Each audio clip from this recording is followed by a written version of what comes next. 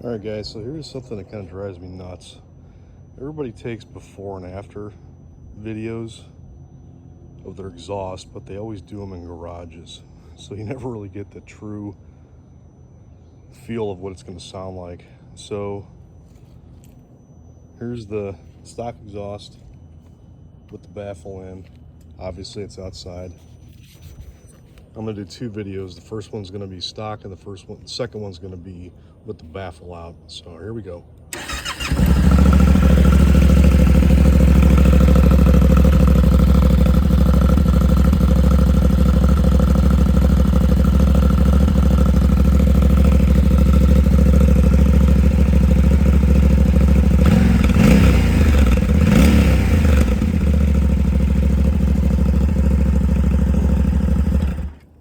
All right, so the second one in a minute will be with the baffle out.